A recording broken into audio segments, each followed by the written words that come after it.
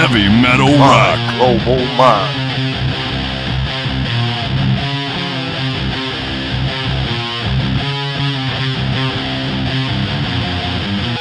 Burn a bridge, blow up a car, torch a flag, I'd bear the scar. Hustle for peace, settle for less. Fundamentals make them. Well, I want to welcome Jamie to My Global Mind. Thank you so much for taking the time to speak with us today. I truly appreciate it. My pleasure. Thanks for inviting me. So today we have Jamie West-Orma of the Fixx to talk about the release of their new CD, Every 5 Seconds. Thank you. And I'm really enjoying the CD. It's great. Good. I'm glad you like it. Yeah. It didn't take us a massive amount of time to record it, but it's taken a while for it to finally see the light of day. Well, that's what I was going to ask you. It's the first album that the band has put out in almost a decade. It must be finally nice to have that released and out, huh? Or coming out. Yeah. I can't wait to see how people react to it. You know, 'cause I hope they like it. How long has it been done? Most of it was done, was finished several years ago. Oh, wow. But we added a couple of tracks. Yeah. Are you the type of person that when you have all this extra time to sit and listen to it, you wish you could have changed things or the sequencing or made chip parts a little different? No, I can't say that. No, I mean we're pretty brutal with each other, you know, as a band, and we're self-critical, so we don't let anything go out that we're not 100% happy with. And I assume that a lot of this was done pre-pandemic, from what you're saying, right? Oh yeah, all of it. All of it. Wow. All of it. Well, what was the decision to hold off on it? Was it the pandemic or not being able to tour to support it? I think those things, not being able to tour was, I think, the main thing to support it. I think a couple of us, kind of a bit of all of us, just wanted to get it out and to hell with it. Let's just get it out, you know, regardless. But then, you know, the voice of reason, you know. Yeah. Kind of. Anyway, we didn't really want to. Having said that, we didn't want it to just let's put it out and then no one really even knows it's out there. We want to make a bit of a noise about it because we're proud of it and we're interested to hear how people react to it. I really loved it. I really enjoyed it. So you have my feedback. And you guys were touring in 2021, the United States, right? Yeah, we finally got back out there, October, November. Right. Started in Texas and worked our way anti-clockwise around the East Coast and ended up in the Midwest. You going to come back and do another tour to support this? Absolutely. Oh, yeah. Good. Yeah, I'd like to see that one. Definitely would like to see it. You know what? What's always impressed me about the Fixx is the instrumentation. The songs are balanced, and they're blended, where no instrument really takes center stage. It's more about the song and less about somebody showboating. Do you find that to be the case? That's what we are. That's what we're trying to do. Yeah. It's all about the song. It's all about the words and the tunes and letting it breathe and everything, helping everything else. Everything, the interaction between instruments and importantly the interaction between the instruments and the voice. Oh, you do a great job. And you know, you're a fantastic guitar player. Do you ever think you didn't get the credit you deserve as a guitarist because the Fixx's music is a blend and maybe the lines are blurred sometimes with the synthesizer that you really can't hear you're playing outright? No, I've never felt that. I've always been bowled over by the nice things people say, and it's kind of the opposite of what you say. Yeah, I have these regular Zoom meetings with some of the top.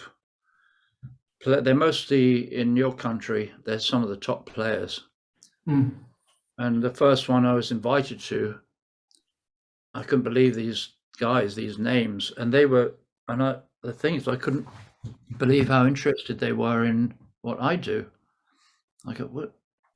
Are you talking to me? You're talking to me, that kind of thing. I was kind of, yeah. So no, I'm constantly amazed by the reaction of people. No, you're a fantastic guitar player. And you also add all these tremendous nuances into songs. Like my favorite song was Closer. And, it rocks out, it's very haunting, and there's a lot of intricate guitar nuances. So that's a tremendous... Sorry, which song did you say? Closer. Oh, yeah, Closer, yeah. Yeah, that's a great song with a lot of guitar nuances in there. Very subtle, but really very tasteful. Thank you. Yeah. I suppose it lent itself, the way the groove just evolved, and the delivery of the words just suggested a kind of one of those funky, Fixxy funky guitar parts mostly. But there are other bits as well. Yeah. No, that's great. You also released in February this year, Women of Flesh and Blood. It has you and Cy trading off lead vocals, and you wrote the lyrics. Can you share some insights into that song? Sure. Yeah.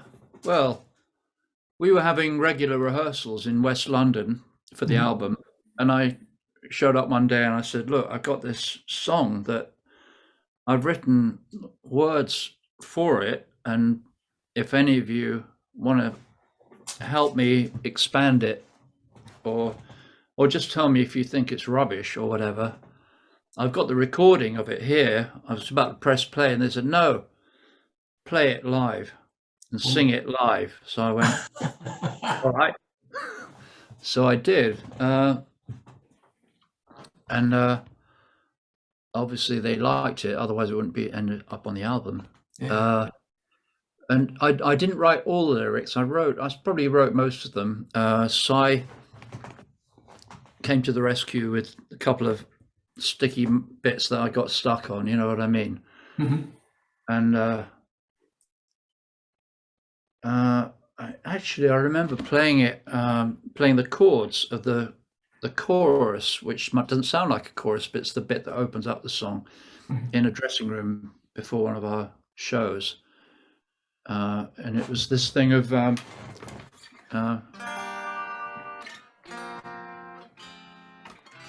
you probably can't hear that very well. It's out of tune, but you'd expect. So F major, but it's F minor, which kind of added a strange kind of a strangeness and a bit of a darkness. And that's how the song started. And then I just it came out of nowhere. Woman of flesh and blood. It's woman of flesh and blood, so it's not women. Sorry. It's singular. That's quite important. I think I said, women of flesh and blood. Different meaning, really. And after I'd come up with it, and there's a Police song, Every Breath You Take, which sounds like a love song, but apparently it's kind of about a stalker, so it's a bit sinister. This is the other way around. It can be taken the wrong way, but it's a love song. So it's to my wife, Bibi. Nice. So it's a love song. So anyway, maybe I shouldn't have mentioned it, because otherwise maybe no one would have read that possible meaning. And I'd like to say it's a straightforward love song, but it's not straightforward. It's kind of, it involves all kinds of other strange images, like a leopard running across my windscreen. Where did that come from? I don't know. It just arrived, and I thought, that's so weird, I've got to put that in. And then I had this thing, when you're driving, I don't know if you drive a car, but you're stuck in a traffic jam and you see there's a side road, and I just can't stand being stuck in this jam. I'm just going to turn the wheel that way and get off this road and try to find another way to my destination. And then you end up getting lost, and That's why it turned the wheel the wrong way. That was That's great. first line of the first verse. And it's so, I suppose it's about that thing of the difficulties we all as human beings get into, and we make mistakes, turn the wheel the wrong way, and then it all goes pear-shaped. But then this particular woman comes to your rescue. That's it. That's right. That's really nice. Yeah. So, we've got so I'm, just to clarify, Cy and we swap lead on the chorus, the soft sounding chorus. And I sing what we call the verses, turn the wheel the wrong way. And then Cy comes in on the verse B's. I'm calling the verse B. And he just lets rip. And I can't do that, but he's great at that. Oh yeah. It's a great song. Then it parachutes down to the soft chorus again. Did your wife like it? What did you say? Did your wife like it? Yeah, she loves it. Yeah. And she did. She the also artwork. did the artwork too for the single cover, right? Yeah. It's pretty sharp. She's a good artist, really fine artist. Yeah, I agree. I'm a big fan. Yeah. It works out well that you wrote the lyrics and she did the artwork for it. It comes together as a nice picture, you know. Yeah, one of the things I like about the artwork in relation to the song, you got the bigger picture of the woman's face and the little guy climbing up The ladder. and so it's it's just emphasizing that the song is seeing the woman, she's the one, you know. It's not like the other way around. It's not like because I have the line, I want to look at you and then I want to touch you. Well, that could be, you know, some women might think, oh, not sure about that.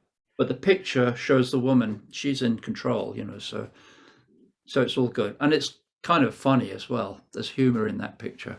There is. Did you instruct her what you liked, or did she just come up with that on her own based upon the lyrics? No, Baby came up with it. I didn't have to. Yeah. I didn't have to direct at all. It's a perfect visual for it. She did a great job.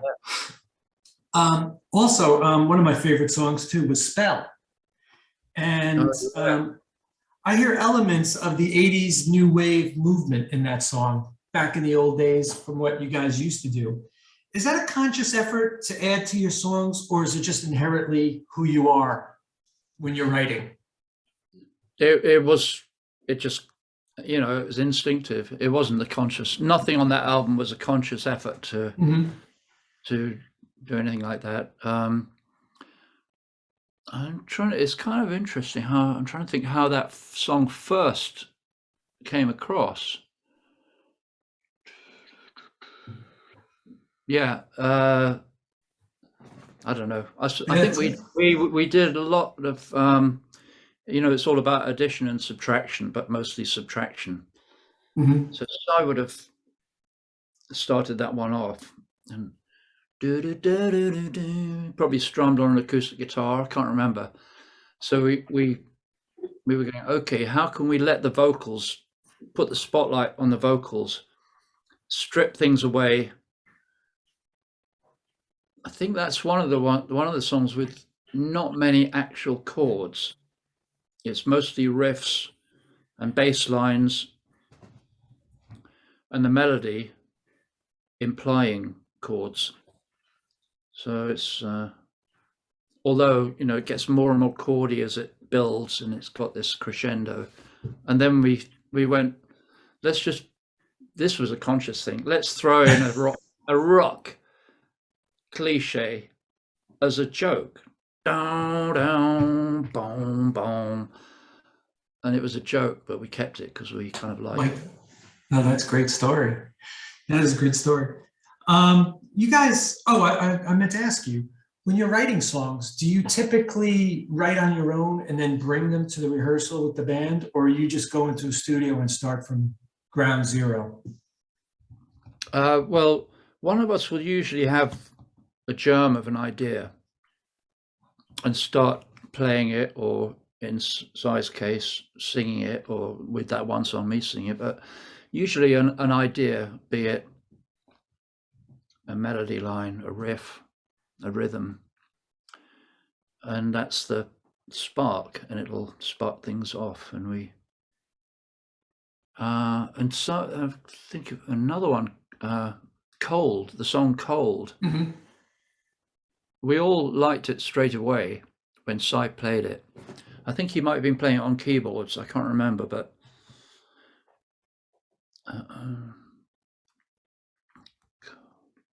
anyway, earlier on I said no, there were no conscious decisions. That's rubbish. There were conscious decisions. Yeah. And one of them with that one was, okay, let's take away the chords again with that song. Let's not have that many actual chords being played, but more like single notes from each of us adding up to implied chords. I think that's great. Four of us. Are you a guitarist that believes maybe less is more when it comes to adding things into songs? Definitely. Yeah. Yeah. I believe in that. I don't always stick to it, especially if I'm recording on my own, which I do a lot. If I'm doing my own tracks, which I do every day. This morning I played one to Bibi and she's going, no, what are you doing? It's too much. There's too much. And I was going, yeah, well, give me a chance. I haven't even, the first time I heard it back this morning, I would have agreed I did agree with her. So yeah, less is more, definitely. Yeah, I play guitar also, and some of my favorite bands play less. And what I love is the melody is allowed to breathe through those breaks of the guitar, and that's my favorite part of some of my favorite songs, my hard rock songs, my mellow songs. It's just the melody going over the strumming guitar broken down. So it's where the song breathes, I think, and you do that tremendously well. Yeah. Well, I like that approach too, and I think the more you listen to a track, and some tracks are addictive. I'm saying track because of the way it was recorded, as well as in the arrangement and everything. So first of all, you typically we'll listen to the song and how does it go and what's the tune, and then I'm going to hear it again. The more we listen to it, then we start to notice the little details in the background. Do you go back and add all those nuances? Do you go back and add them in after you have the whole song together, all the little guitar parts? Or are you doing that while the song is playing too, while you're recording? Well, I think most of the tracks, all of them actually, started out with the whole band playing together and recording together. But it's not to say we keep everything. We might redo some of the parts or strip away bits of the parts and then do some overdubs as well. The overdub side. Oh, that's great. The Fixx is truly a global phenomenon. I can remember you guys from when I was a kid and I first got MTV on my cable at home. Can you explain what it is about your music that transcends to so many people over the globe?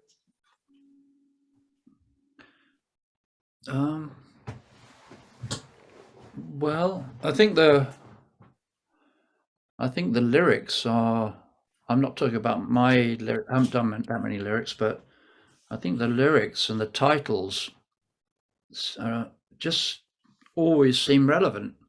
Whatever's going on in the world, you look at a song like Less Cities or Driven Out or Red Skies or Stand or Fall, and they're relevant to what's going on, whatever it is, good or bad. It's uncanny. I just can't, I don't know, I don't quite know how that happens or why it happens, but that's one of the things. I think overall we have our own sound where we're quite a kind of a bunch of freaks in a way. We're a bit of a bunch of oddballs, all in our different ways, and we have this weird chemistry, and we've managed to last this long. We get on fine. There's often, disagreements, but they get sorted out. I'm digressing here. You asked why The global phenomenon, yeah. Yeah, we have a certain sound. It's like the way Rupert's keyboards, for example, he's unique. He's crazy, and his parts are as well, and they're brilliant. Yeah. Crazy in a good way. I do agree with you on the titles of the songs because, around here in Jersey, you always want to go to the beach in the summertime, and you're always hoping for a good day. So at night, the night before, you'd always look at the sky, and somebody would inevitably say, "Oh, red skies at night." And instinctively, I'm always thinking of your song. So yeah. All right. Yeah. So it does transcend. I think that was a clever image that Si came up with. Sure. Because it's got that meaning and it's got other meanings. No, that's true. And also I love the 80s videos, back in the day when we were kids. They were so unusual, and they were so artistic elements were just thrown in for aesthetics. Were you involved in a lot of the treatments of those videos? Generally, not that much. I'd love to say, yeah. We looked at we worked it out ourselves. We did the storyboard. No, we did. Well, I didn't. I know that. Maybe a couple of the other guys put in some ideas. Oh, that's cool. I think maybe for Left Scissors, that one. But yeah. And you have, big hit, Saved by Zero. I don't think most kids at the time really knew that was paying homage to Citizen Kane. So that was kind of unique, right? Yeah, that's right. Itself. That was the concept. Yeah, I always liked that one. Now, we were talking a little bit earlier. Your wife, Bibi, is a wonderful artist. So tell me about the collaboration of your music and her art on your, I think it's called, what are the Facebook collections? Is that what it is? Oh, yeah. This is a great thing that I'm in for. I love doing it. I'm given complete freedom musically. And it occurred to me, there'll be a couple of my tracks released on that every month. I never quite know when they're going to appear, but I've just noticed a couple of new ones. And I found that throwing one of Bibi's artworks up there is a way to engage people. They'll be doing this or whatever they do, phones or computers, and they go, "Oh, I like that picture. That's cool. So what's this about?" And then they find out that leads them to the music. That's great. Yeah. Does her artwork inspire you to write songs, or vice versa? Or maybe it's, kind of a two-way street. You're always working with each other. Yeah, I think it's a two-way street. We both love the surreal. We love surreal visual art and surreal music and surreal, well, everything is. It's a new ways of looking at things. Yeah. We both have a sense of a good kind of sense of the ridiculous. No, that's great.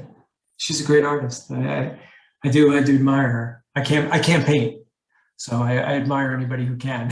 Yeah, no, I can't. I do. My art is very childish. I can do quite funny drawings and things, but yeah. I said someday when I retire, I'm going to learn how to paint. That's when people want to play golf. I want to learn how to paint. It doesn't have to be beautiful, just something I want to do.